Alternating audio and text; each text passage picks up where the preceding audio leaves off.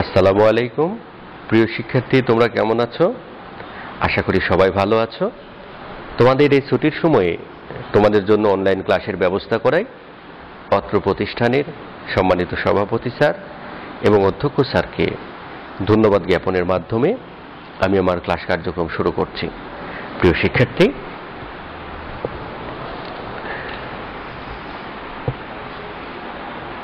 আমরা একে একে বেশ কয়েকটি অধ্যায় শেষ করেছি। যেহেতু তোমাদের পরীক্ষা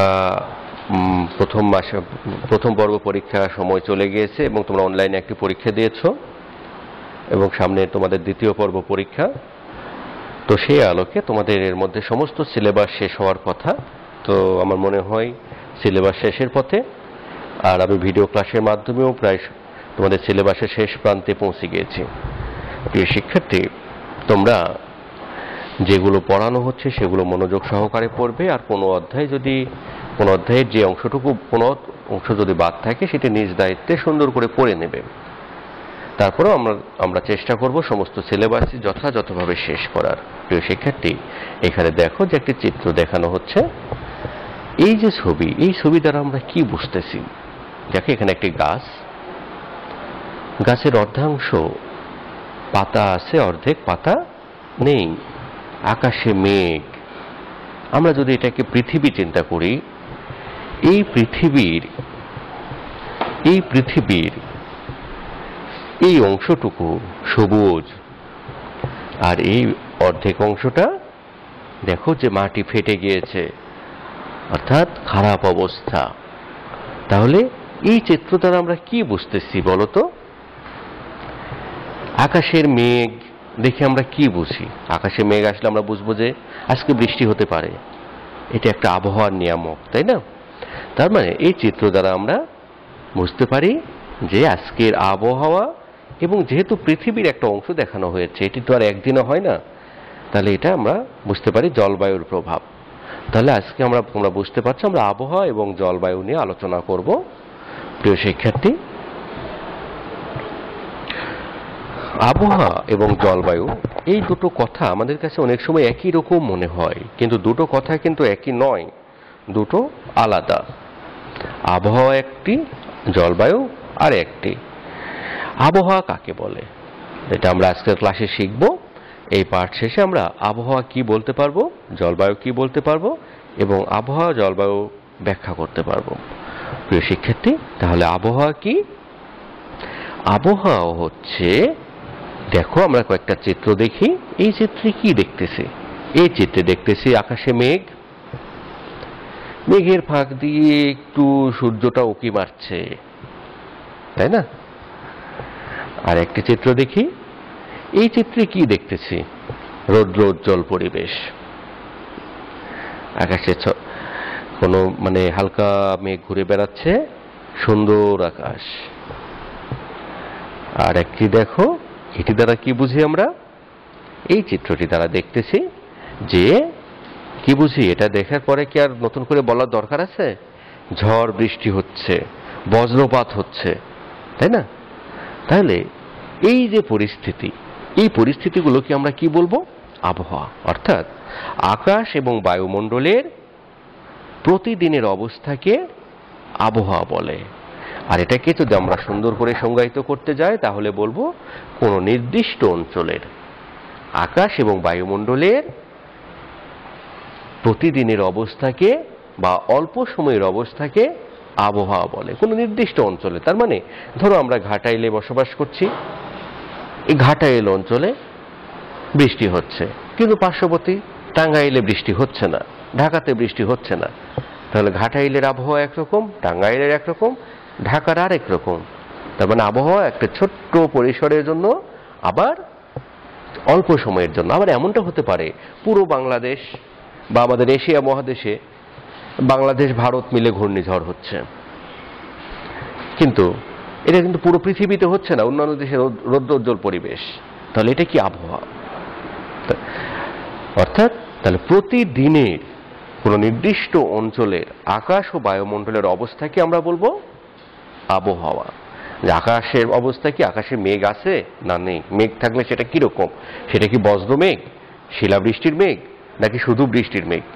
আবার বায়ুমণ্ডলের অবস্থা, বাতাস কি আর্দ্র না শুষ্ক, মানে বাতাসে জলীয় বাষ্পের পরিমাণ বেশি আছে না কম আছে, এটা কি নিম্নচাপ তৈরি করতেছে, ঝড় হতে পারে কি পারে না। এটা প্রতিদিনের ব্যাখ্যা। আমরা প্রতিদিন টিভিতে আবহাওয়ার খবর শুনে থাকি, সেখানে প্রতিদিন বলতেছে। আমরা এখন গুগলে সার্চ দিয়ে দেখতে পারি যে আজকে কখন বৃষ্টি হবে, কখন হবে না, কবে হবে, এই বিষয়গুলো। এগুলো হচ্ছে কি আবহাওয়ার, অর্থাৎ খুব অল্প সময়ের জন্য, খুব অল্প একটা নির্দিষ্ট অঞ্চলের যে পরিস্থিতি তাকে বলা হবে আবহাওয়া। তাহলে প্রিয় শিক্ষার্থী, আমার মনে হয় তোমরা বুঝতে পেরেছো আবহাওয়াটা কি। দৈনিক তাপমাত্রা, আজকে তাপমাত্রা কত, 25 ডিগ্রি সেলসিয়াস, এটা একটা আবহাওয়ার নিয়ামক। তাহলে আমার মনে হয় তোমরা বুঝতে পেরেছো আবহাওয়া কি। প্রিয় শিক্ষার্থী, এরপরে আসতেছে জলবায়ু। তাহলে জলবায়ুটা কি জিনিস? জলবায়ু হচ্ছে কোন বৃহৎ অঞ্চলের 20 থেকে 30 বছরের আবহাওয়ার গড় ফলকে জলবায়ু বলে। আবারও বলছি, কোন বৃহৎ অঞ্চলের, ধরো পুরো পৃথিবীর 20 থেকে 30 বছরের আবহাওয়ার গড় ফলকে জলবায়ু বলে। তার মানে ধরো বাংলাদেশে শীতকালে শীত পড়ে, গ্রীষ্মকালে কি হয়, গরম পড়ে। কিন্তু অনেক দেশ আছে যেখানে সারা বছরই গরম, অনেক দেশ আছে সারা বছর, সমস্ত বছরই শীত। তাহলে এখানকার আবহাওয়াগুলো আমরা যদি বিশ্লেষণ করি, তো বাংলাদেশের আবহাওয়া বিশ্লেষণ করে যদি আমরা 20-30 বছরের আবহাওয়া বিশ্লেষণ করি, তাহলে দেখি কি কখনো শীত কখনো গরম। এই কারণে বাংলাদেশকে বলা হয় নাতিশীতোষ্ণ অঞ্চল। তাহলে এটা কি বাংলাদেশের জলবায়ু। বাংলাদেশের জলবায়ু কেমন, নাতিশীতোষ্ণ, তাই না?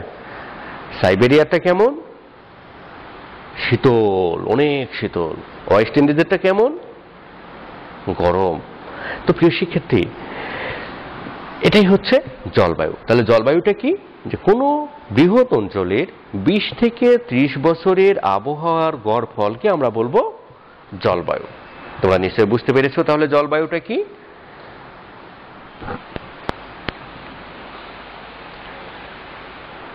বিরূপ আবহাওয়া। তাহলে আমরা আবহাওয়া এবং জলবায়ু সম্পর্কে জানলাম। আমি আরো একবার বলে নিই যে আজকে বৃষ্টি হচ্ছে, এটা আজকের আবহাওয়া। আগামীকাল বৃষ্টি হবে, এটাও আবহাওয়া। আজকে তাপমাত্রা কম, এটি আবহাওয়া। আজকে তাপমাত্রা বেশি, এটিও আবহাওয়া। কিন্তু জলবায়ুটা কি সার্বিক চিত্র তুলে ধরবে, যে হয় বলবে, এক বাক্যে বলবে যে এই অঞ্চলটি নাতিশীতোষ্ণ, এই অঞ্চলটি শীতল, এই অঞ্চলটি উষ্ণ। এই ধরনের যে আবহাওয়ার বিশ্লেষণ, সেটাকে বলা হয় জলবায়ু। তো এই আবহাওয়া অনেক সময় আমাদের সঙ্গে খুব রূঢ় আচরণ করে। আবহাওয়াটা কেমন করে, খুব খারাপ ব্যবহার করে আমাদের সাথে। এটি প্রকৃতির নিয়ম, ঠিক খারাপ ব্যবহার বলা যায় না। প্রকৃতি তার নির্দিষ্ট নিয়মে চলবে, আর এর জন্য আমরা মানুষই অনেকাংশে দায়ী। তোমরা এর আগের অধ্যায়গুলোতে দেখেছো কিভাবে আমরা পরিবেশকে দূষিত করছি। তো দেখো, এই বিরূপ আবহাওয়ার মধ্যে কি কি রয়েছে।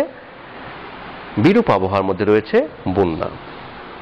তোমরা বন্যা সম্পর্কে সবাই জানো যে নদীর পানি উপচে বা অতিরিক্ত বৃষ্টির ফলে গ্রামাঞ্চল বা শহরাঞ্চল বা অনেক লোকালয় প্লাবিত হয়ে যায়। এই ঘটনাকে কি বলা হবে, বন্যা। নদীর পানি উপচে দেখা যাচ্ছে যে গ্রামের পর গ্রাম ডুবে যাচ্ছে, বাড়িঘর ডুবে যাচ্ছে, বাড়িঘর ভেঙে যাচ্ছে, শিক্ষা প্রতিষ্ঠান ডুবে যাচ্ছে, অনেক শিক্ষা প্রতিষ্ঠান ভেঙে যাচ্ছে। এই ধরনের ঘটনাকে বলা হবে বন্যা। এই যে দেখো, এরকম অবস্থা, পানির স্রোত, নদীর পানি উপচায় চারিদিকে ছড়িয়ে পড়ে। এখনো বর্তমানে অনেক নদীর পানি বিপদসীমার উপর দিয়ে প্রবাহিত হচ্ছে, আমরা এরকম খবর পাচ্ছি। তাহলে এই ধরনের পানির প্রবাহকে বন্যা বলা হয়।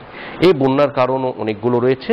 প্রথমত, নদীর পানি যদি বৃদ্ধি পায় তাহলে বন্যা হয়। আবার কি কারণে বন্যা হয়, বন্যা হওয়ার জন্য অতিবৃষ্টি, যদি অতিরিক্ত বৃষ্টি হয় তাহলে বৃষ্টিপাতের কারণে বন্যা দেখা দেয়, এবং সেটি সাময়িক। সেটি বৃষ্টির পানিটি নেমে গেলেই বন্যা শেষ হয়ে যায়। তবে বন্যার কারণে আমাদের অনেক ফসলের ক্ষতি হয়, জানমালের ক্ষতি হয়, অনেক রোগ জীবাণু ছড়ায়। বন্যা যখন চলে যায় তখন অনেক ছোঁয়াচে রোগও ছড়ায়। প্রিয় শিক্ষার্থী, এরপরে রয়েছে খরা। খরা কথার সঙ্গে তোমরা সবাই পরিচিত, যে সূর্যের অতিরিক্ত তাপ। সূর্য তাপ যখন অনেক দিন ধরে সূর্য কিরণ দিয়ে যাচ্ছে কিন্তু বৃষ্টি হচ্ছে না, তাই না? মাঠঘাট ফেটে চৌচির হয়ে যাচ্ছে, মানুষ পানির জন্য হাহাকার শুরু করে দিয়েছে, তখন এই ধরনের ঘটনাকে বলা হবে খরা। অর্থাৎ যে পানির অভাব, বৃষ্টির অভাব। তোমরা অনেকেই জানো যে খরার সময় আগে কি করা হতো, গ্রামে ছেলে মেয়েরা নেচে নেচে কি করতো, বাড়ি বাড়ি গিয়ে চাল ওঠাতো, তারা আল্লাহর কাছে মেঘ দে পানি দে বলে গান গাইতো। তাছাড়া আমরা যারা ইসলাম ধর্মাবলম্বী রয়েছি তারা আগের যুগে খুব খরা হলে কি করা হতো, আল্লাহর কাছে প্রার্থনা করা হতো, আল্লাহর কাছে নামাজ পড়ে দোয়া করা হতো যে আল্লাহ পানি দাও। এ ধরনের ঘটনাও ঘটেছে। তাহলে খরার সময় কি হয়, যে সূর্যের তাপ, প্রচন্ড তাপ, যেটা মানুষের সহ্যের করা কঠিন হয়ে যায়। মানুষ সহ্য করতে পারলেও ফসলের জন্য ক্ষতি হয়ে যায়, ফসলে জমিতে ফসল ফলে না, এ ধরনের অনেক ঘটনা ঘটে। এরপরে রয়েছে তাপদাহ। তাপদাহটা কি, যে তাপের প্রবাহ, বাতাস রয়েছে, রৌদ্র রয়েছে, কিন্তু বাতাসের সঙ্গে গরম বাতাস প্রবাহিত হচ্ছে, এই ধরনের ঘটনাকে বলা হবে তাপদাহ। এই তাপদাহ প্রতি বছরই দেখা দেয়, তবে প্রতি 100 বছরে 1 বছর প্রচন্ড তাপদাহ দেখা দেয়, যে তাপদাহ আমাদের জন্য অত্যন্ত ক্ষতিকর। গরম বাতাসের প্রবাহ, তুমি চিন্তা করো যে বাতাস আমাদের শীতল করবে, যে বাতাস আমাদের ঠান্ডা করবে, সেই বাতাসটাই গরম লাগছে, সেই বাতাসটা আমাদেরকে উত্তপ্ত করছে, তাহলে আমরা যাব কোথায়? এমন একটা পরিস্থিতি, সেটাকে বলা হচ্ছে তাপদাহ। ঘূর্ণিঝড়। ঘূর্ণিঝড়, এটি তোমরা সবাই এই কথার সঙ্গে পরিচিত। কিছুদিন আগে আমাদের দেশে একটি ঘূর্ণিঝড় হয়ে গেল। ঘূর্ণিঝড়টা কি, যে পানির পাক। ঘূর্ণিঝড়টা হচ্ছে কোনো অঞ্চলে নিম্নচাপের সৃষ্টি হলে সেই অঞ্চলে চারিদিকের বাতাস, অর্থাৎ কোনো অঞ্চলে ধরো বাতাসটা উত্তপ্ত হয়ে উপরে উঠে চলে গিয়েছে, একটা নির্দিষ্ট অঞ্চলে বাতাস উত্তপ্ত হয়ে হালকা হয়ে উপরে উঠে গেছে, তাহলে ওই জায়গাটা বাতাস ফাঁকা হয়ে গেছে, তখন চারিদিকের বাতাস ওই জায়গাতে গিয়ে ফিল আপ করার চেষ্টা করবে। কিন্তু সব বাতাস যখন এক জায়গাতে গিয়ে ফিল আপ করার চেষ্টা করবে, তখন কি হবে, তখন তাদের মধ্যে কোনো বাতাসই সেখানে গিয়ে পৌঁছাতে পারবে না, তখন তাদের মধ্যে একটা ঘূর্ণনের তৈরি হবে, তখন ওখানকার বাতাসটা ঘুরতে শুরু করবে। আর মাঝখানে যে ফাঁকা জায়গাটা, সেখানে কি ভ্যাকুয়াম, সেখানে কোনো বাতাস নেই, তখন সেখানে কি হবে, এই জায়গাটুকু যেটাকে ঘূর্ণিঝড়ের চোখ বলা হয়, এই জায়গাতে বাতাসে না থাকার কারণে পানিটা উপরে উঠে আসবে, সেটাকে বলা হবে জলোচ্ছ্বাস। এখন এই বাতাসটি পাক খেতে খেতে সামনের দিকে অগ্রসর হবে, যে কোনো একদিকে অগ্রসর হতে থাকবে, এবং যে অঞ্চল দিয়ে যাবে সেই অঞ্চলে প্রবল বাতাস হবে। এবং এই যে যখন এই জলোচ্ছ্বাসটা, এই পানিটা তখন কি করবে, অনেক উঁচু হয়ে 20 থেকে 25 ফুট উচ্চতা নিয়ে, বা বিভিন্ন ঘূর্ণিঝড়ে বিভিন্ন উচ্চতা নিয়ে সামনের দিকে অগ্রসর হতে থাকবে। অনেক ফসলের জমি, অনেক জানমাল, অনেক পশু পাখি, অনেক গাছপালার ক্ষতি করে দেয় এই ঘূর্ণিঝড়। তাহলে প্রিয় শিক্ষার্থী, তোমরা নিশ্চয়ই বুঝতে পেরেছো ঘূর্ণিঝড় কি। এরপরে রয়েছে টর্নেডো। টর্নেডো কথার সঙ্গে তোমরা পরিচিত। টর্নেডোটা হচ্ছে, দেখো যে বাতাস যখন গুচ্ছ বিশিষ্ট হয়ে একত্রিত হয়ে এভাবে ঘুরতে থাকবে, দেখো নিচে মনে হচ্ছে পৃথিবী পৃষ্ঠ থেকে একটি বোঁটা উপরে উঠে গেছে, গিয়ে মেঘের তৈরি হয়েছে, হয়ে এটা একটা ঘূর্ণনের সৃষ্টি করেছে। একটা নির্দিষ্ট অঞ্চলে এটা হয়, হতে পারে যে ছোট্ট একটা জায়গাতে এরকম ঘূর্ণনের তৈরি করেছে, অল্প একটু জায়গাতে, আবার অনেক বিস্তৃত এলাকা নিয়েও হতে পারে। এই ধরনের টর্নেডো দেখলে, যদি কোথাও দেখো যে বাতাস পাক খাচ্ছে, তবে সেই তার মধ্যে আমাদের না যাওয়াই ভালো, মানে যাওয়াই যাবে না, সেখানে আমরা যাব না, এবং সেখান থেকে নিরাপদ দূরত্বে যেতে হবে। দেখো এখানে একটি রাস্তা দেখা যাচ্ছে, রাস্তার পাশ দিয়ে এই যে টর্নেডোটা চলে যাচ্ছে, তার মানে এটি কিন্তু বিস্তৃত এলাকা না, এর প্রভাব চারিদিকে দেখা গেল, মূল ক্ষতিটুকু এর মধ্যে যা যাবে সমস্ত, এই মাঝখানে একটা ভ্যাকুয়াম থাকে, একটা ফাঁকা জায়গা থাকে, এর ভিতর দিয়ে উপরে গাছ, পুরো একটা আস্ত গাছ উপরে উঠিয়ে নিয়ে চলে যেতে পারে, এরকম শক্তিশালী হয় একটি টর্নেডো। প্রিয় শিক্ষার্থী, তাহলে আমরা এইসব বিরূপ আবহাওয়া সম্পর্কে জানলাম। এছাড়া আরো অনেক বিরূপ আবহাওয়া রয়েছে, সেগুলো তোমরা আরো জানতে পারবে। প্রিয় শিক্ষার্থী, এখন দেখো যে আবহাওয়ার পূর্বাভাস, আমরা অনেক সময় আবহাওয়ার পূর্বাভাস দেখি না, টিভিতে বা রেডিওতে বা সংবাদপত্রে, মোবাইলে, গুগলে আমরা আবহাওয়ার পূর্বাভাস দেখে থাকি যে আজকে বৃষ্টি হতে পারে কি পারে না, ঝড় হবে কি হবে না, আকাশ কি মেঘলা থাকবে কি থাকবে না, রোদ হবে কি হবে না, এই ধরনের সমস্যা ক্ষেত্রে আমাদের এই আবহাওয়ার পূর্বাভাস জানার প্রয়োজনীয়তা কি? আমরা কেন আবহাওয়ার পূর্বাভাস জানবো? আবহাওয়ার পূর্বাভাস জানার প্রয়োজন যে আবহাওয়ার পূর্বাভাস জেনে আমরা অনেক কিছু ঠিক করি। এখানে তোমরা ঘড়ি দেখো, একজন লোক ঘড়ি দেখছে, তো ঘড়ি দেখে আমরা কি ঠিক করি যে আজকে বাইরে যাব কি যাব না, আজকে খেলতে যাব কি যাব না, আজকে আমার এই মিটিংয়ে যাব কি যাব না, আজকে বৃক্ষরোপণ করব কি করব না।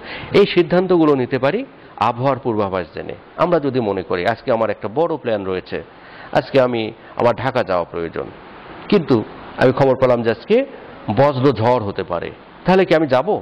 তাহলে আমার আমার ট্যুরটা আমাকে বাতিল করতে হবে। তাহলে আমরা আবহাওয়ার পূর্বাভাস জানার মাধ্যমে আমরা সিদ্ধান্ত নিতে পারি যে আমরা ভ্রমণ করব কি করব না। আমরা বিভিন্ন কাজের সিদ্ধান্ত নিতে পারি যে সেটা করব কি করব না, করলেও কখন করব। এই সময়টা আমরা নির্ধারণ করতে পারি, আমরা আমাদের কাজের সময় নির্ধারণ করতে পারি আবহাওয়ার পূর্বাভাস জানার মাধ্যমে। আর কি করতে পারি? আমরা বাইরে যাওয়ার সময় সিদ্ধান্ত নিতে পারি যে আজকে ছাতা নিয়ে বের হব নাকি ছাতা নিয়ে বের হব না, তাই না? তাহলে আবহাওয়ার পূর্বাভাস জানার মাধ্যমে আমরা এই ধরনের সিদ্ধান্ত নিতে পারি। আর কি সিদ্ধান্ত নিতে পারি? আজকে বৃক্ষরোপণ করব কি করব না, অর্থাৎ আজকে কৃষিকাজ করব কি করব না, মাঠে আজকে কি ধান মাড়াই করব কি করব না। একজন কৃষক, তার ধান কাটা প্রয়োজন, সে আবহাওয়ার পূর্বাভাস দেখে বুঝবে যে আজকে আমি কি ধান কাটবো কি কাটবো না। একজন কৃষানী বা কৃষক পরিবার, সে তার ধান শুকাতে হবে রোদে, সে আবহাওয়ার পূর্বাভাসের মাধ্যমে সিদ্ধান্ত নেবে যে সে আজকে ধান শুকাতে দেবে কি দেবে না। যদি রোদ না থাকে তাহলে তো তার ধান শুকাতে দিয়ে লাভ নেই, যদি রৌদ্রোজ্জ্বল পরিবেশ থাকে তাহলে সে ধান শুকাতে দেবে। দেখো, আমরা আজকে খেলতে যাব কি যাব না, এই সিদ্ধান্তটা কিভাবে নিই? আবহাওয়ার পূর্বাভাস জানার মাধ্যমে। তোমরা মাঠে ক্রিকেট খেলবা, ফুটবল খেলবা, যে খেলাটাই খেলতে যাও, তোমাকে আবহাওয়া, যদি বৃষ্টি হয় তোমার আব্বু আম্মু বের হতে দিবে না, আর তোমারও বের হওয়া উচিত হবে না। অবশ্যই ঝড় বৃষ্টি থেমে গেলে যদি পরিবেশ ভালো হয় তাহলে যাবে। তারপরে আবহাওয়ার পূর্বাভাস দেখে আমরা কি সিদ্ধান্ত নিই? আজকে আমি কোন পোশাকটি পরব। যদি একটু শীত হয় তাহলে আমাকে ফুল হাতা শার্ট পরতে হবে, যদি গরম হয় হাফ হাতা শার্ট পরতে হবে। অনেক সময় দেখা যাচ্ছে না, ঝড় বৃষ্টি, একটু পুরাতন গেঞ্জি টেঞ্জি পরে বাইরে যাই, বাজারে যেতে হবে, তারপর আমরা সেরকম একটা ড্রেস পরে যাই। তাহলে আবহাওয়ার পূর্বাভাস থেকে আমরা এই ধরনের সিদ্ধান্ত নিতে পারি, আরো অনেক সিদ্ধান্ত নিতে পারি। এগুলো তোমরা খুঁজে বের করবে। প্রিয় শিক্ষার্থী, আমার একটা মূল্যায়ন আছে, দেখো, এটি তোমাদের বই থেকে নেওয়া। বায়ুর তাপমাত্রা বলতে কি বোঝায়? বায়ুর তাপমাত্রা বলতে বোঝায় বায়ু কতটা গরম বা ঠান্ডা।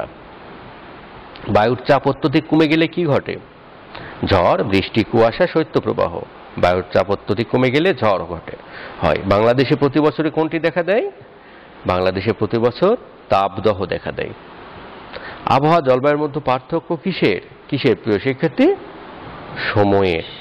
আবহাওয়া জলবায়ুর মধ্যে পার্থক্য সময়ের। প্রিয় শিক্ষার্থী, আশা করি তোমরা সবকিছু বুঝতে পেরেছ। তোমাদের জন্য বাড়ির কাজ রয়েছে, আবহাওয়া জলবায়ুর পার্থক্য লিখবে। শুধু এইটুকুই না, তোমরা যা পড়ানো হয়েছে তোমরা সবসময় মনে রাখবে তোমাদের পাঠ্য পুরোটাই তোমাদের HW। তারপরে আমরা বিশেষভাবে একটা দিয়ে থাকি। প্রিয় শিক্ষার্থী, তোমরা ভালোভাবে বাসায় অনুশীলন কার্যক্রম চালিয়ে যাবে। আর বর্তমান পরিস্থিতিতে আমরা আতঙ্কিত না হয়ে সচেতন হব, নিয়মিত হাত পরিষ্কার করব এবং সামাজিক দূরত্ব বজায় রেখে চলব। ধন্যবাদ।